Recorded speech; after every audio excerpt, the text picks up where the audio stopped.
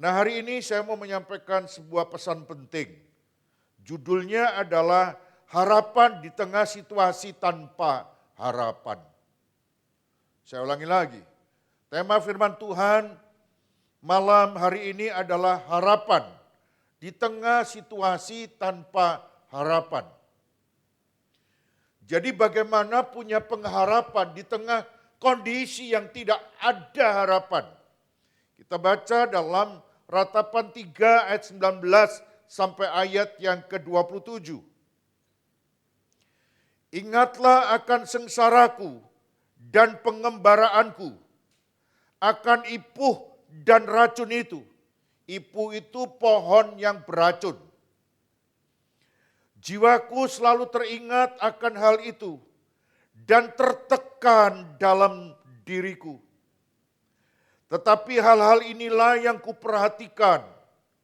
Oleh sebab itu aku akan berharap tak berkesudahan kasih setia Tuhan.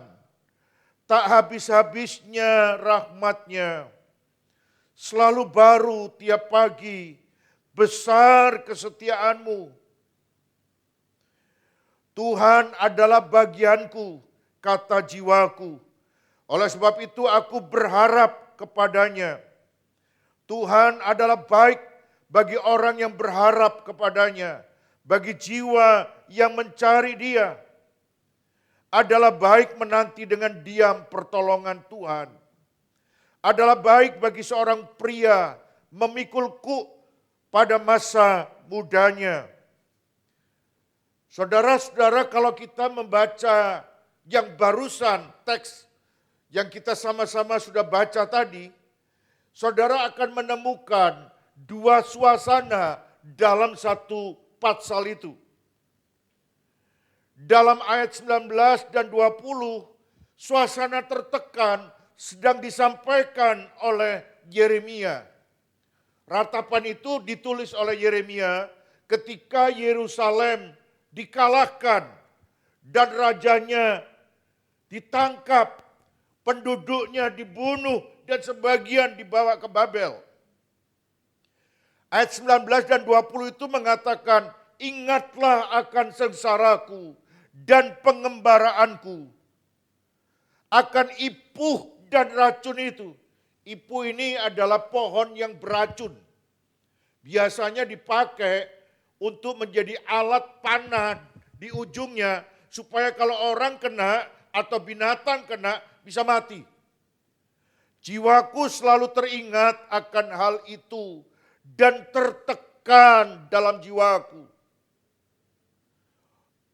Tapi suasana tiba-tiba berubah, tonnya tiba-tiba menjadi positif, dari negatif tertekan jadi berubah di ayat 21 sampai 23.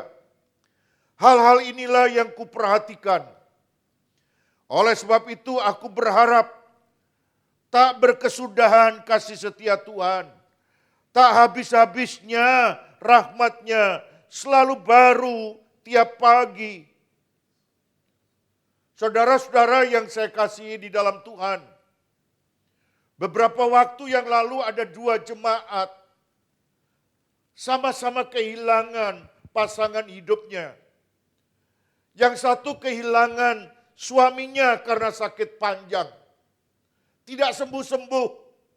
Sudah didoakan banyak orang, tapi suaminya meninggal. Dia kehilangan tulang punggung keluarganya. Tapi anehnya saudara-saudara,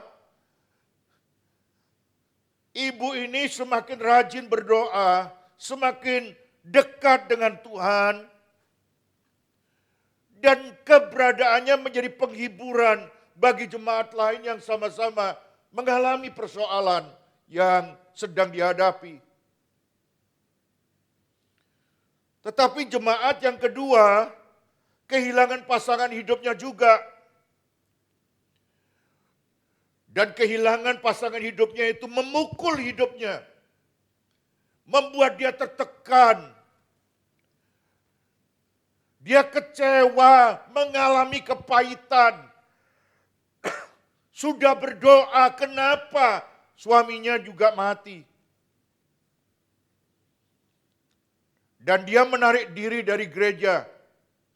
Dia marah kepada Tuhan. Kenapa Tuhan mengambil suaminya? Hidupnya perlahan-lahan hancur oleh kepahitan. Saudara-saudara yang saya kasih dalam Tuhan, sama-sama kehilangan, tapi responsnya berbeda. Apa yang menyebabkan hal itu terjadi? Demikian juga dengan Yeremia. Masalahnya belum hilang. Dia mengalami begitu tertekan dalam jiwanya. Ayat 20 mengatakan, jiwaku selalu teringat akan hal itu dan tertekan dalam diriku. Saudara-saudara, tapi di tengah-tengah tertekan itu, di tengah-tengah kondisi yang tidak punya pengharapan itu, tiba-tiba di ayat 21 dia berkata, tapi hal-hal inilah yang kuperhatikan. Oleh sebab itu aku akan berharap. Dari tertekan berubah menjadi punya pengharapan. Tahukah saudara kenapa dalam kondisi yang tertekan itu tiba-tiba bisa berubah menjadi penuh pengharapan. Semangatnya bangkit kembali. Sebab rupanya di ayat 20, ketika dia jiwanya tertekan, jiwanya itu teringat akan hal-hal yang memahitkan. Suasana yang sangat menekan dan membuat dia benar-benar terpukul. Tapi ayat 21 saudara-saudara, dia mulai memalingkan pandangannya. Kalau ayat 20 pandangannya hanya pada masalah, pada ayat 21 dia mulai melihat Tuhan. Tetapi hal-hal ini kuperhatikan. Kemana perhatiannya? Kepada Tuhan. Dan tiba-tiba harapannya tiba muncul, semangat barunya ada. Saudara-saudara, harapan muncul karena pikiran diarahkan kembali kepada Tuhan. Keadaan belum berubah. Yerusalem masih hancur. Rajanya ditawan. Bait Allah dirobohkan.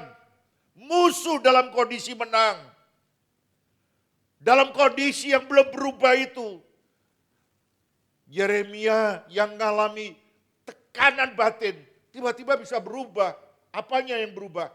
Cara berpikirnya berubah ketika mengarahkan pandangannya kepada Tuhan. Saudara-saudara yang saya kasih di dalam Tuhan, Yeremia di tengah reruntuhan Yerusalem memilih mengangkat pandangannya kepada Tuhan. Dan di saat itu terjadi sesuatu yang luar biasa. Semangatnya kembali, masa depannya muncul.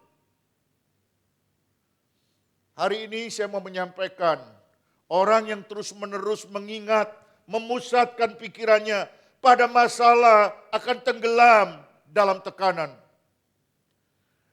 Namun ketika seseorang secara sadar memilih untuk memutuskan, memperhatikan Tuhan, mengalihkan pandangannya kepada siapa Tuhan itu dan apa yang telah Tuhan janjikan, pengharapannya tiba-tiba muncul. Penderitaan itu sendiri tidak berubah, kondisinya tetap sama. Yang berubah adalah kemana jiwanya diarahkan. Hari ini saya mau mengatakan, kalau pandangan saudara tertuju hanya kepada masalah, situasi, kondisi yang belum berubah, jiwamu akan tertekan. Tapi kalau engkau mulai mengarahkan pandanganmu kepada Tuhan, tiba-tiba semangatmu akan muncul. Masa depan tiba-tiba sangat mungkin akan saudara jalani. Saudara-saudara, Bukankah banyak dalam hidup ini, kerjaan tiba-tiba hilang. Mata pencarian tiba-tiba nggak ada. Omset turun mendadak secara drastis. Dan kita belum menemukan jalan keluarnya. Kita bisa stres, bisa tegang. Tapi kalau kita mengarahkan pandangan kepada Tuhan, kondisinya masih tetap sama. Tapi semangat dan pengharapan kita muncul. Izinkan saya saksi, saudara. Ketika gereja membeli ruko, beberapa waktu yang lalu, bukan yang baru ini. Gereja itu kalau setiap membeli ruko, selalu gak ada uangnya. Dan yang selalu di garis depan berhadapan dengan pembeli, itu saya. Jadi harus bayar berapa pertama kali. Besok ketika tanda tangan harus bayar lunasannya. Itu saya yang menghadapi. Saya tidak bisa menekan, mengandalkan jemaat untuk memperoleh uang itu.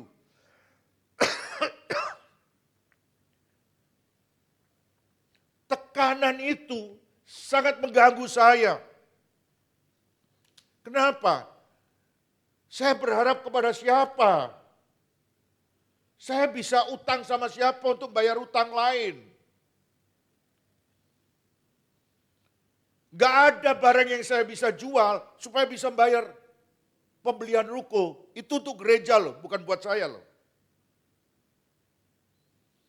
Gak ada tempat di mana saya bisa tukar pikiran.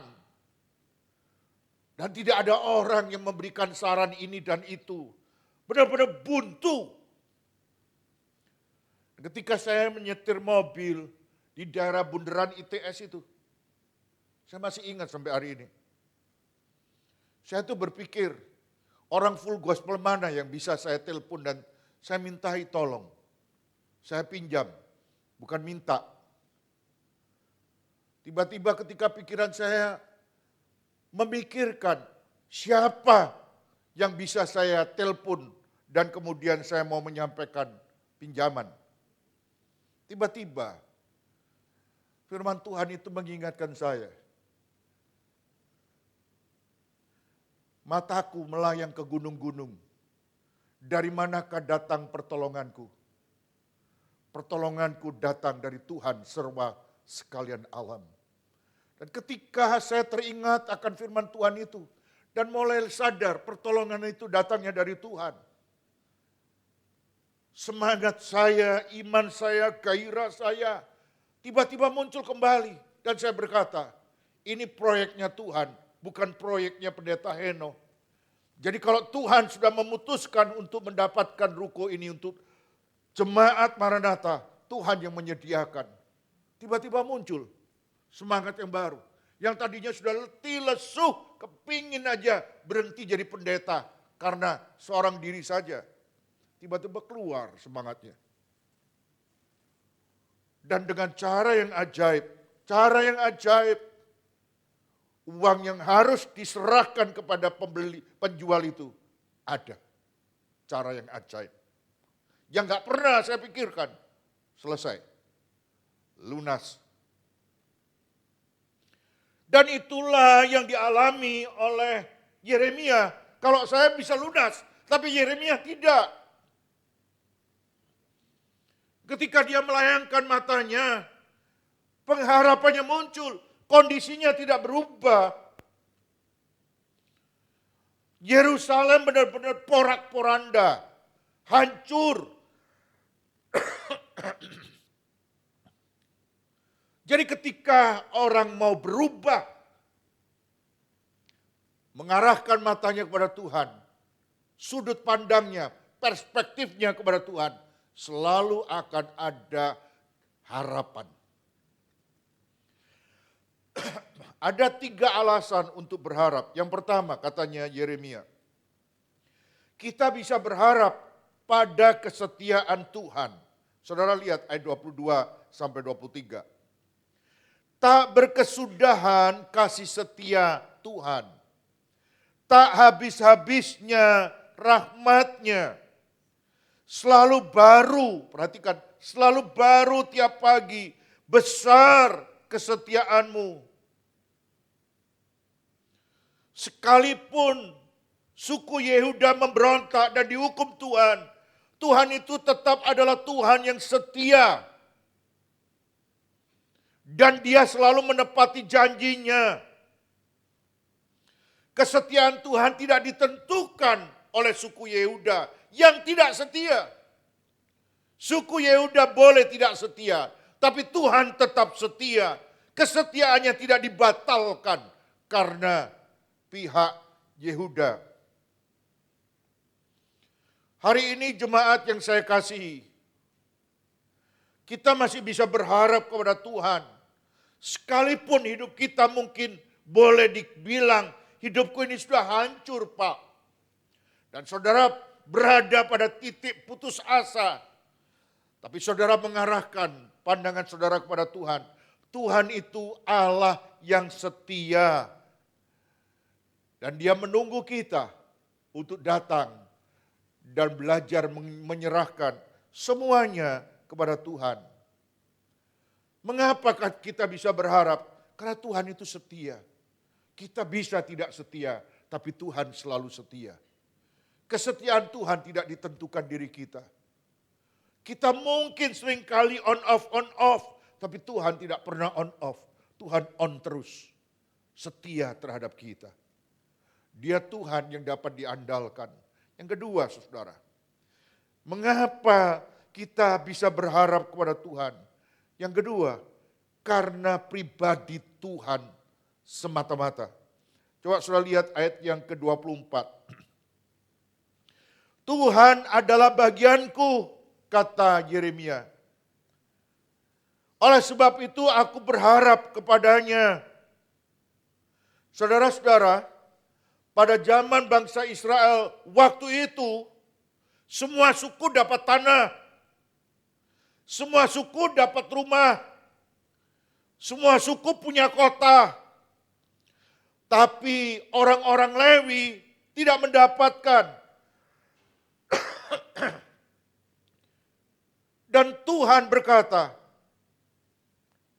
suku Lewi tidak punya tanah bagian.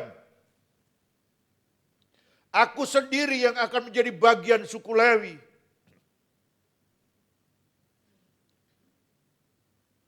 Dan ketika Yeremia berkata, Tuhan adalah bagianku. Sebenarnya Yeremia mau menyampaikan, aku mungkin kehilangan rumah. Aku kehilangan tanah, aku kehilangan kota. Tapi aku belum kehilangan Tuhan. Aku belum kehilangan Allah. Ini adalah sebuah pengakuan di tengah-tengah kehilangan total. Kita bisa kehilangan segala macam, tapi jangan sampai kehilangan Tuhan. Sebab kalau engkau masih punya Tuhan, engkau masih punya harapan. Saudara-saudara, dalam dongeng Yunani kuno, ada seorang pemuda miskin yang melihat seekor kelinci sedang terluka di satu tempat. Lalu dia mendatangi kelinci itu. Dan ternyata kakinya itu berdarah. Dia gendong kelinci itu. Dan kemudian dikasih obat. Dia bawa ke rumah. Tiba-tiba ketika kelinci itu mulai diobati dan ditaruh di meja. Boom!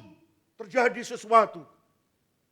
Kelinci itu berubah wujud menjadi seorang dewi yang cantik, yang sedang memegang tongkat. Dan dewi yang cantik ini lalu menyentuh meja yang ada di depan pemuda miskin itu. Meja itu berubah jadi emas. Lalu ada mangkok di meja itu disentuh dengan tongkat itu. Mangkok itu jadi emas. Dan setiap tempat yang disentuh oleh tongkat dewi itu, semuanya jadi emas. Dan dewi itu bilang begini, ambillah, Sekarang aku tahu engkau seorang pemuda yang baik hati. Kemudian pemuda ini bilang, enggak, saya enggak akan terima semuanya. Lalu Dewi itu menatap pemuda itu dan bertanya, apa yang sebenarnya kamu inginkan? Kamu ini orang miskin. Dan pemuda itu berkata, aku cuma ingin tongkatnya aja. Dia tidak menginginkan meja emas, dia tidak menginginkan mangkok emas, dia tidak menginginkan semua yang berubah jadi emas. Dia cuma menginginkan apa? Tongkatnya. Karena tongkatnya itu yang bisa menyebabkan segala sesuatu jadi emas. Betul nggak? Kita boleh kehilangan apa saja, tapi kalau kita masih punya Tuhan, Tuhan bisa mengubah segala sesuatu jadi berkat dalam hidup kita. Setuju nggak saudara? Apa saja boleh berubah kalau ada Tuhan dalam hidup kita. Itu sebabnya saudara jangan pernah merasa kecil hati, sebab ada Tuhan yang kau miliki dan itu cukup buat kita. Itulah yang Yeremia katakan. Aku punya pengharapan karena engkau masih ada di pihakku. Yang ketiga, saudara, terakhir. Kebaikan Tuhan dalam penderitaan. Ratapan 3 ayat 25 sampai 27. Tuhan adalah baik bagi orang yang berharap kepadanya, bagi jiwa yang mencari Dia. Adalah baik menanti dengan diam pertolongan Tuhan. Adalah baik bagi seorang pria memikul kuk itu beban pada masa mudanya. Saudara-saudara, alasan ketiga kenapa kita bisa berharap kepada Tuhan adalah karena kebaikan Tuhan dalam penderitaan. Dalam bahasa Ibraninya, ini kan perjanjian lama, ditulis dalam bahasa Ibrani. 3 kali kata baik itu diucapkan secara berurutan. 25, 26, 27, adalah baik, adalah baik, adalah baik. 25 mengatakan, adalah baik bagi orang yang berharap kepadanya. Bagi jiwa yang hancur mencari Tuhan. Dan ayat yang ke-26 adalah baik menanti pertolongan Tuhan dengan diam. Hanya mengandalkan Tuhan semata-mata. Dan ayat yang ke-27 adalah baik bagi pria memikul kuk pada masa mudanya. Demi masa depannya. Saudara-saudara yang saya kasihi dalam Tuhan. Tuhan adalah baik bagi yang berharap kepadanya. Perhatikan, ayat ini tidak berkata, Tuhan menghilangkan semua penderitaan. Tidak. Adalah baik bagi seorang pria. 25. Adalah baik bagi orang yang berharap. Alkitab tidak mengatakan Tuhan menghilangkan semua penderitaan orang yang berharap. Tidak. Tuhan itu baik bagi orang yang berharap. Artinya apa? Tuhan itu tetap ada menyertai. Sekalipun keadaan tidak berubah. Di tengah penderitaan sekalipun Allah tetap hadir, menopang, memelihara, setia kepada orang yang mencari Dia. Saudara-saudara, sesulit apapun kalau kita punya Tuhan, Tuhan tidak pernah tinggalkan. Dia selalu buka jalan. Ada aja cara Tuhan, ada aja.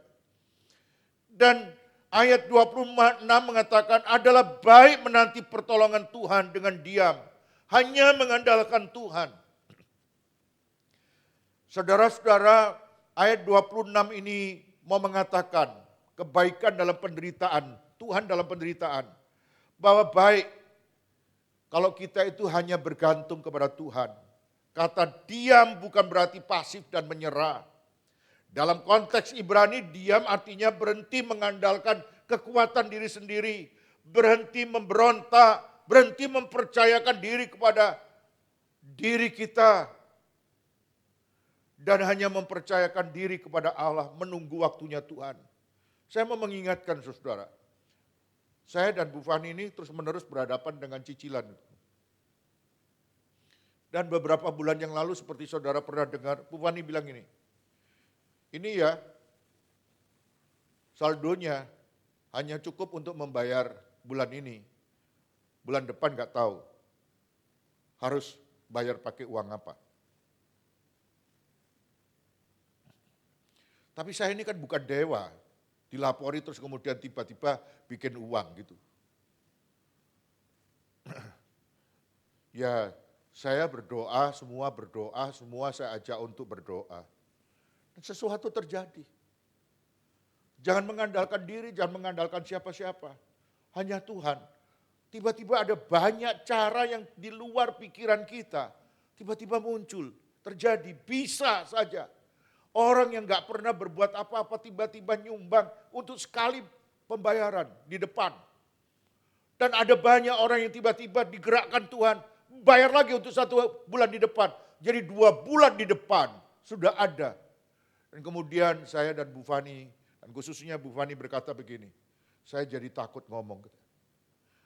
Sebab belum apa-apa kok Tuhan sudah menyediakan 2 bulan ke depan. Kita berpikir orang yang akan menyediakan, ternyata Tuhan yang menyediakan. Mengapa itu baik? Seringkali saudara dalam kondisi yang serba membingungkan itu, penderitaan itu bisa menghancurkan rasa percaya diri kita masing-masing. Tapi semuanya hilang ketika seseorang belajar, hanya Tuhan yang dapat diandalkan. Saudara-saudara, hanya Tuhan yang dapat diandalkan. Kita bukan berarti tidak berusaha, tapi kita mengandalkan Tuhan. Kesombongan kita bisa hancur ketika tidak ada satupun yang bisa diandalkan. Dan cuma diam, percaya bahwa Tuhan buka jalan. Dan kita mulai mengerjakan bagian kita. Hati kita memandang kepada Tuhan. Dan ayat yang ke-27 saudara. Adalah baik mengalami penderitaan sekarang karena membentuk masa depan. Saudara-saudara yang saya kasih dalam Tuhan, adalah baik bagi seorang pria memikul ku masa mudanya. Ku itu pada bangsa Ibrani melambangkan didikan, disiplin, latihan, pembentukan.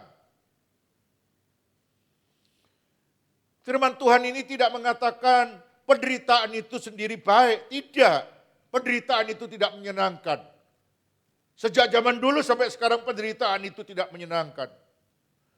Tapi di dalam penderitaan itu, yang tidak baik itu, Allah mengerjakan yang baik buat kita. Ku itu menggambarkan sebuah proses belajar. Supaya kita dibentuk demi masa depan yang lebih baik. Jadi dengan kata lain saudara, yang ketiga itu mengatakan kebaikan Tuhan dalam penderitaan. Dan kalau kita mengalaminya, kita bisa melihat masa depan. Gak apa-apa sekarang menderita, nanti. Ada peribahasa mengatakan berakit-rakit ke hulu, berenang-renang kemudian. Sekarang sakit-sakit gak apa-apa, nanti Tuhan akan buka jalan. Saya jadi teringat Yusuf itu loh. Masih muda, 16 tahun, 17 tahun. Dibuang, dijual oleh saudara-saudaranya. Masa yang tidak menyenangkan, Tuhan tidak mengatakan menjual itu baik, enggak. Tapi dalam hal yang tidak baik itu, Tuhan memakainya demi kebaikan yang akan datang. Dia ada di rumah Potifar, sebagai apa? Sebagai pembantu rumah tangga, tidak baik itu. Tidak ada yang istimewanya. Dia dimasukkan ke dalam penjara. Dia dilupakan sama orang-orang yang pernah ditolongnya. Baik, enggak. Semua yang dilalui itu tidak baik. Dan itu tidak hanya setahun, 2 tahun, bertahun-tahun. Tapi dia selalu melihat sama Tuhan. Apa yang Tuhan akan kerjakan melalui hal-hal yang tidak baik ini. Dan itu membentuk karakternya. Ketika dia menjadi orang pertama di Mesir, dia tidak menjadi orang yang sombong. Dia tidak melupakan bahwa dulu Dia pernah ada sebagai anaknya Yakub. Dia tidak lupa saudara-saudaranya walaupun mereka pernah melukai hidupnya. Dia ingat, kamu pernah menjual aku, kamu pernah memperlakukan aku seperti itu. Kamu merekah-rekahkan yang jahat, tapi Tuhan telah merekah-rekahkan demi kebaikan semua orang. Saudara-saudara, bukan cuma Yusuf, Daud juga ngalami. Dia mengalami harus berhadapan dengan beruang, harus berhadapan dengan singa. Siapa anak muda yang mau mempertaruhkan nyawanya untuk beruang dan singa? Lebih baik dia bilang sama papanya, "Pa, ini beruangnya gede, bukan beruang anakan, Pa." Gitu. Lain kali papa aja yang ngadepi gitu. Dia bisa mudah ngomong gitu. Tapi dia dihadapi penderitaan itu demi masa depannya untuk menumbangkan, mengalahkan Goliat. Saudara-saudara, hari ini firman Tuhan mau mengajarkan kepada kita. Belajar fokus pikiran hanya kepada Tuhan. Di tengah Indonesia yang tidak baik-baik saja. Bukan fokus pada masalah. Ini repot loh. Ini kita nggak punya dolar, ini kalau kita nggak punya emas, ini kalau kita nggak punya apa-apa terus siapa gitu. Maka kita harus mengarahkan mata kita kepada Tuhan. Orang kaya bisa berpikir punya emas, punya dolar, punya apa aja. Tapi bagi kita harus mengarahkan diri kepada Tuhan. Tuhan pasti menyediakan apa yang kita perlu. Jangan putus asa. Pada waktu kita sedang diproses, jangan kehilangan harapan. Kesetiaan Tuhan itu menjamin bahwa Dia selalu ada ketika diperlukan. Utamakan Tuhan, kita boleh nggak punya apa-apa. Asal punya Tuhan, itu sudah segala-galanya. Saudara-saudara jangan pernah minder jadi orang miskin. Jadi jangan pernah minder nggak punya apa-apa. Selama ada Tuhan, kau punya segalanya. Setuju nggak saudara? Ya, kita mungkin nggak punya siapapun yang bisa diandalkan. Tapi selama masih punya Tuhan, segala-galanya bisa terjadi dalam hidup ini. Dan mendatangkan kebaikan. Mari kita belajar bersyukur, bukan bersungut-sungut dan menarik diri. Sebab Tuhan mampu mengerjakan segala sesuatu yang buruk mendatangkan kebaikan bagi kita. Yusuf bilang, kamu memang mereka-rekakan yang buruk. Tapi Tuhan mereka-rekakan yang baik. Dalam hal yang sama, kita mungkin merasa kecewa. Tapi kalau kita melihat Tuhan, Tuhan sedang mengerjakan demi kebaikan kita.